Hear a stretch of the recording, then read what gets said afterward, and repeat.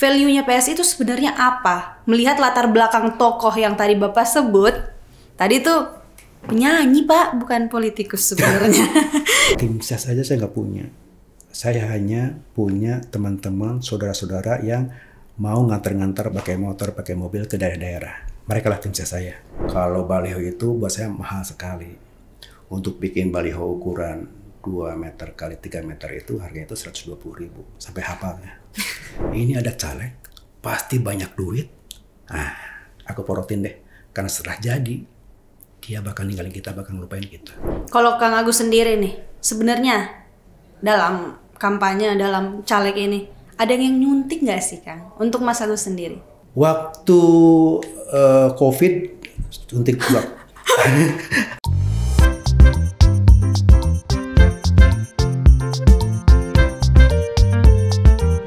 Tanpa Bapak memberikan amplop itu, seperti yang Bapak bilang tadi, ada penolakan nggak sih Pak? Maksudnya protes, kok nggak dapat amplop sih Pak? Kan kok udah datang, gini. Saya belum, mudah-mudahan jangan. Belum dapat ya? Mudah-mudahan jangan. Berarti sebenarnya Pak, nggak ada takerannya ya? Misalnya budget untuk nyalek tuh berarti nggak ada sebenarnya? Tidak ada. Sebagai gambarnya gini deh, seandainya saya itu punya uang banyak dan tidak berseri, saya gampang datangin partai besar. Saya ada uang, saya akan nyalek di DPRD Provinsi Jawa Barat, dapil ini. Nanti yang gerak itu tim sukses yang sudah dibentuk. Masuk. Saya ada di mana? Saya nanti aja di akhir. Sekarang kalian jalan aja dulu. Belusukan. Ya. Belusukannya bawa apa? Bawa ide gagasan? Enggak, karena orangnya di sini. Belusukannya adalah bawa logistik. Ini dari si Anu, ini stikernya, tempelin ya. Ini stikernya ya, ini amplopnya. Apakah itu akan berhasil? Berhasil. Karena banyak pemilih, banyak warga yang maaf kata ya, tentang politik masih ya, saya udah merasa kehutangan oleh si Pak Agus nih, ada amplop segala macam. Nanti di saatnya aku akan coblos dia.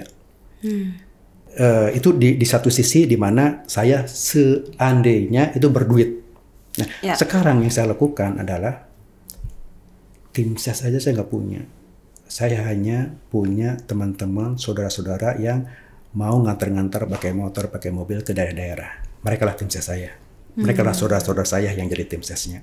Yang dilakukan adalah bukan bagi amplop, tapi saya bagi-bagi ide, bagi-bagi gagasan. Kita ngobrol tentang sebuah apapun itu, gitu kan? Karena saya tuh pengen orang masyarakat di sana ini memilih seorang caleg itu berdasarkan isi otaknya. Pemikirannya, bukan karena logistiknya, karena ide gagasannya gitu kan. Nah sebenarnya nih semua caleg pasti menginginkan menang dong. Jelas dong. Cuman kenapa milih PSI sih Kang? Soalnya kan yang saya tahu sih popularitasnya PSI itu nggak seperti PDIP, nggak kayak Gerindra, nggak kayak Golkar. PSI di mana ya gitu loh. Kenapa milih PSI sebagai kendaraannya Kang Agus nih? Mungkin kita cerita dari mengapa sebuah partai itu lahir ya. Karena nanti itu akan mengerucut ke value dari partai itu. Sebuah partai lahir itu ada 3 sebab. Pertama ada sebuah kejadian, ada sebuah peristiwa. PSI itu lahir kan di saat bagaimana kehidupan diskriminasi kita, intoleransi kita, PSI itu lahir di saat bagaimana agama digunakan untuk kepentingan politik. Nah, di sana ada sebuah peristiwa yang memunculkan PSI itu lahir. Yang kedua, sebuah partai itu lahir karena ada tokoh. Ya, saya akui bahwa tokoh-tokoh yang ada di PSI tidak semoncer yang ada di partai-partai lain. Tapi setidaknya ada. Dan bisa kita banggakan. Baik. Ada Andi Budiman, ada Grace Natali, ada Giring, segala macam banyak di sana. Yang ketiga, sebuah partai lahir itu dia punya ide dan gagasan. Nah ini yang tidak semua partai memiliki, gitu kan? Ya semua partai bisa mengklaim partaiku adalah gini gitu kan. Tapi di PSI, ya saya merasakan bahwa DNA dari PSI itu begitu kuat saat itu. Dan sampai sekarang itulah partai ini mempunyai DNA sebagai partai yang anti diskriminasi, gitu kan, anti korupsi, gitu kan, seperti itu. Itu yang membuat partai PSI itu memunculkan sebuah value, sebuah nilai, dan nilai itu sesuai dengan apa yang saya anut selama ini. Nah, ngomong-ngomong soal value, Pak, value-nya PSI itu sebenarnya apa? Melihat latar belakang tokoh yang tadi Bapak sebut, tadi tuh penyanyi, Pak, bukan politikus sebenarnya. Jadi boleh tahu nggak sih sebenarnya tuh bagaimana value-nya? Apa value-nya? Ada tradisi di PSI yang mungkin jarang ada di partai lain. Oke. Bahwa seorang ketum itu tidak hanya satu periode kalau nggak salah ya. Tidak seperti partai lain yang bisa seumur hidup. Bahkan bisa diturunkan. Bisa diturunkan gitu kan.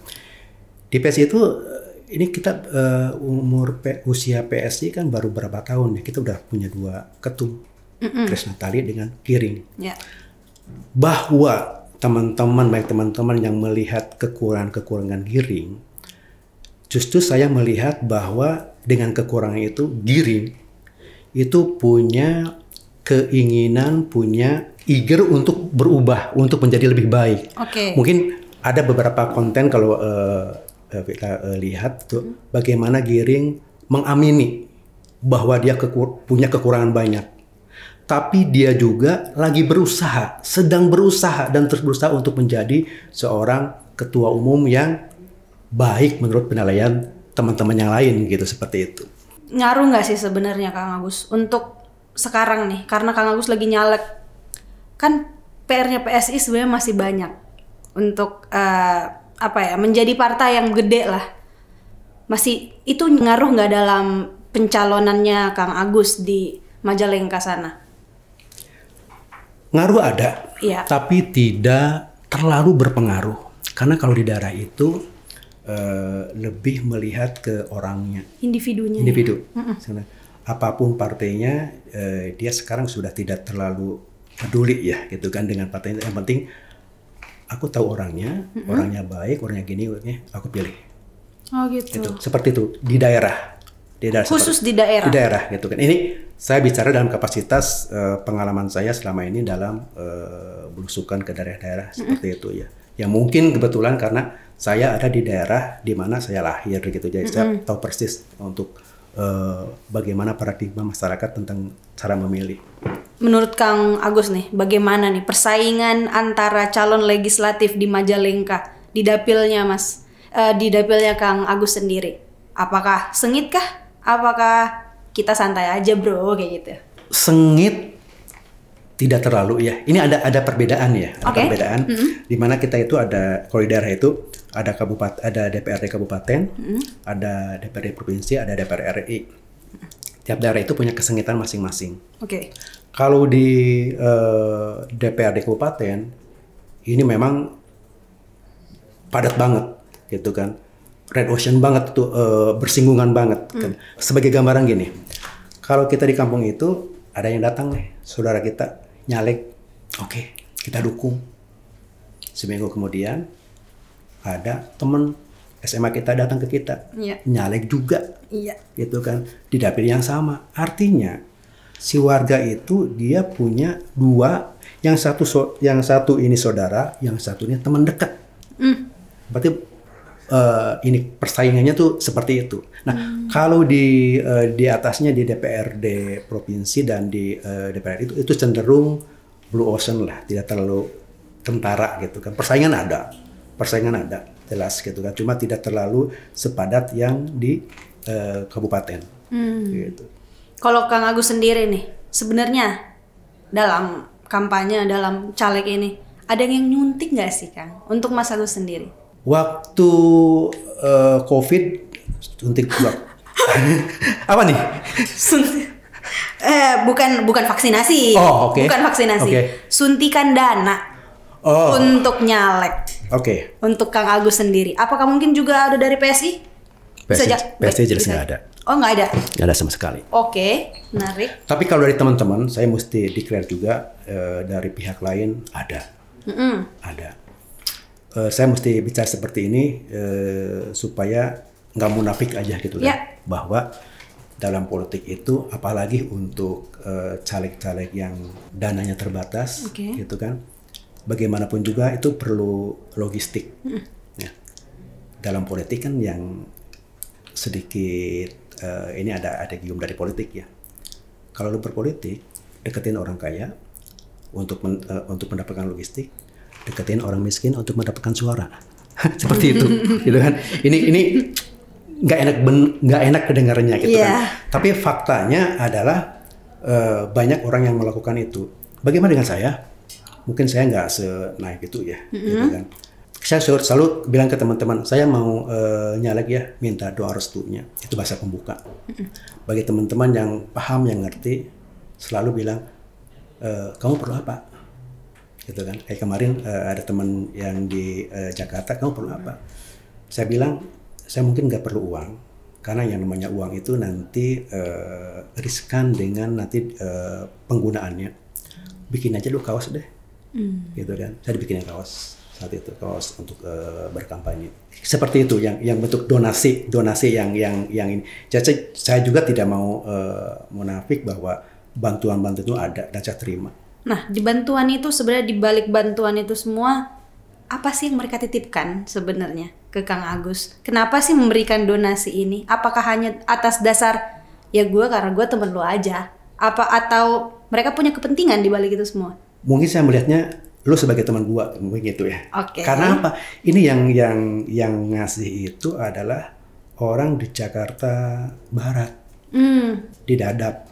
Gitu kan, yang dia juga nggak punya kepentingan, bukan dapil saya, gitu kan. Saya juga nanti akan ada di DPRD Jawa Barat yang bukan wilayah dia, gitu kan. Tidak ada kepentingan. Dan lagian kita juga bisa ngukur yang diberikan oleh dia itu kan, kita bisa ngukur secara nominal, gitu kan. Dan ini tidak akan menjadikan beban buat saya untuk berbalas budi, misalnya, berbalas budi, gitu, seperti itu. Selama belusukan di Majalengka nih, kan saya lihat ada konten-konten belusukan juga nih di FB-nya. Di FB-nya Kang Agus ada konten belusukan. Yang dilihat Kang Agus selama ini, ada kemajuan apa aja sih di masyarakat yang terjadi di Majalengka? Konteks apa nih? Dalam apa aja? Soalnya kan udah langsung terjun nih ke lapangan, melihat, oh ternyata begini ya. Dalam contoh aja, waktu itu ke pasar, saya ngelihatnya bawa kresek-kresek masuk ke dalam pasar. Nah, dalam pasar sebenarnya lihat kemajuan apa aja sih yang udah terjadi di masyarakat sana? Konten saya ke pasar itu sebenarnya itu bukan lucu-lucuan sih. Pesannya adalah bahwa sejauh ini banyak caleg-caleg yang menjadikan pasar sebagai arena untuk mencari suara. Nggak salah. Tapi kan sebenarnya esensinya kan bukan di sana, gitu kan. Esensinya adalah bagaimana kita bisa bertukar pikiran, bagaimana kita bisa ngobrol dengan mereka, tidak sebatas datang protokoler terus say hello hai, tidak sebatas itu.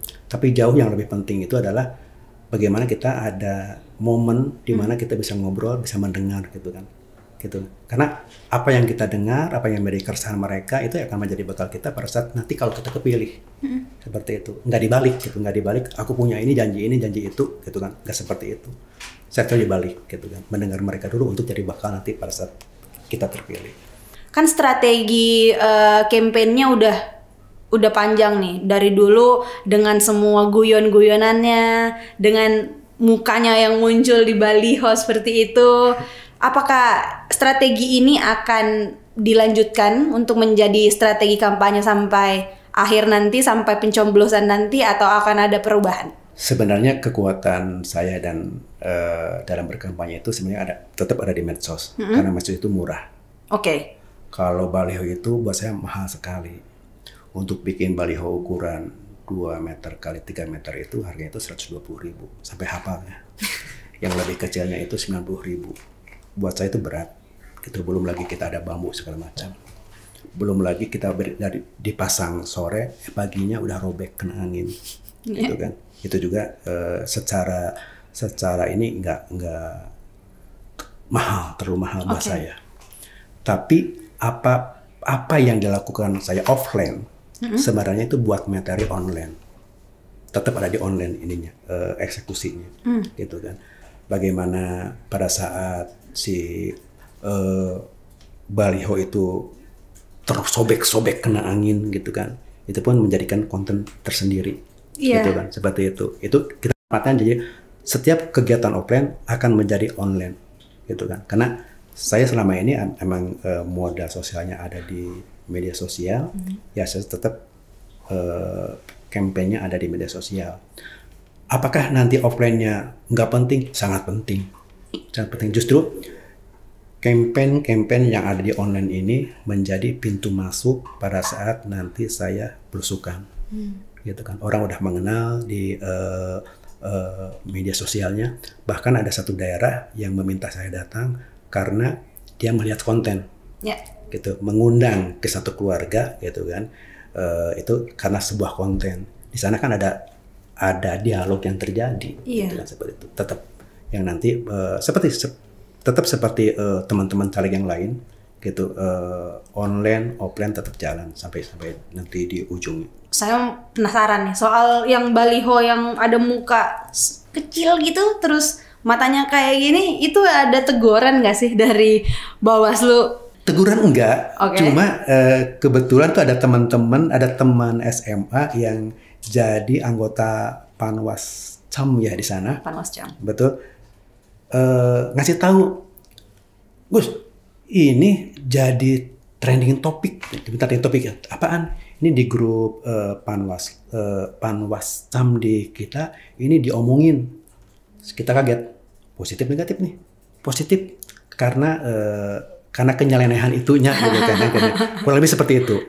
Atau di Sumedang, pada saat teman-teman saudara saya lagi pasang baliho, gitu kan, yang itu sempat kebetulan ada petugas juga yang lewat. Anak-anak udah pada ini nih, ditegur gitu, takutnya ada apa-apa. Ternyata dia motoin karena kontennya itu, karena gitu, keunikannya itu, gitu kan. Dan mungkin itu pun menjadi bahan pembicaraan mereka di kantornya, gitu kan. Ya buat saya sih politik itu ya ternyata bisa kita juga jalani dengan keceriaan, tidak terlalu kerut berkening, gitu kan, tidak terlalu dengan stres segala macam, gitu. Kang Agus, sebelum kita menyelesaikan semua diskusi yang menarik ini, yang saya tahu dan kabar-kabar burung nih, anggota dewan tuh sebenarnya setelah menghabiskan banyak modal untuk mencalonkan diri sebagai anggota dewan, setelah terpilih pasti mereka akan mencari proyek kanan kiri untuk mengembalikan uang yang mereka telah habiskan. Untuk Kang Agus sendiri bagaimana komitmen itu? Ngomongin keluarga nggak apa-apa ya? Silahkan. Ini ada yang lucu nih. Pada saat saya mencalonkan itu, pasti istri dulu yang saya ajak bicara. Istri saya sih simple, jalan aja, tapi jangan mengganggu apa yang sudah kita miliki. Jangan mengganggu apa yang sekarang ya sudah miliki, itu nggak sampai jual-jual segala macam. Oke. Sesederhana itu. Sehingga saya dalam berkampanye pun selalu terukur. Sesuai apa? Sesuai kemampuan saya. Banyak di daerah yang tiba-tiba karena saya tahu caleg gitu, caleg pada datang nih dari desa lain menawarkan proposal, itu udah biasa. Bikin acara inilah, acara itulah, biayanya seginilah, biaya segitulah, gitu kan. Nah di sana saya melihat kok seperti ini ya, gitu kan, dan biayanya besar sekali, gitu. Saya selalu ngasih edukasi ke dia, dengan dana yang saya keluarkan, apa yang akan saya dapatkan, gitu kan. Dan biasanya mereka nggak bisa jawab, tidak ada ukurannya. Mereka lebih melihat bahwa ini ada caleg, pasti banyak duit. Aku porotin deh, karena setelah jadi dia bakal ninggalin kita, bakal ngelupain kita. Itu sudah seperti itu masyarakat di daerah. Buat saya itu justru kesempatan untuk mengedukasi mereka. Itu mengedukasi mereka bahwa tidak seperti itu. Apalagi saya caleg yang punya dapil di tempat di mana saya lahir. Saya pengen teman-teman di sini, saudara-saudara di sini itu menyoblos karena keberadaan saya seutuhnya seadanya gitu, seperti ini gitu kan.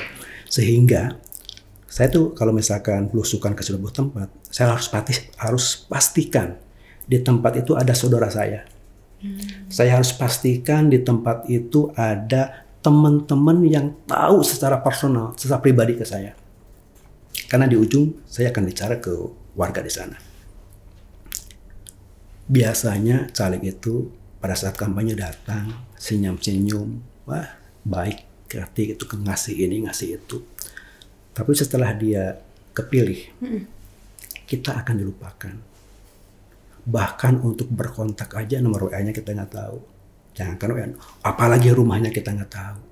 Kita kehilangan akses untuk ke orang yang kita pilih. Ya. Gitu. Nah, kalaupun kepilih, terus tiba-tiba saya berubah menjadi Agus yang lain. Ya. Tolong, di kampung ini ada namanya Ali. Ali itu adik ipar saya, bukan siapa-siapa. Tolong dia jewer, bilang, itu lancek manis terbalik. Kalau itu kakak kamu tuh gak bener. Kasih tahu, manis aja janji-janjinya. Artinya setidaknya di daerah itu ada akses untuk ngingetin saya, gitu kan. Nah, itu yang akan menjadi pengingat saya, gitu kan. Kembali lagi ke yang tadi, mengapa saya punya tagline Agus Amarullah bukan siapa-siapa, gitu kan, seperti itu. Itu pun sebenarnya sebuah afirmasi ke diri saya. Kalau nanti terpilih, saya harus selalu ingat bahwa ternyata saya itu bukan siapa-siapa. Saya harus down to earth kembali sebagai Agus yang dulu sebelum dipilih, yang dulu punya idealisme apapun sebelum dipilih, gitu kan. Seperti itu saya pada katanya. Baik, terima kasih sekali lagi Kang Agus sudah mau mampir di studio podcast kami. Terima kasih Sobat Pantau sudah tune in ke sini. Jangan lupa pantengin lagi podcast Pantau selanjutnya. Jangan lupa subscribe, share, dan likes. Terima kasih. Dah.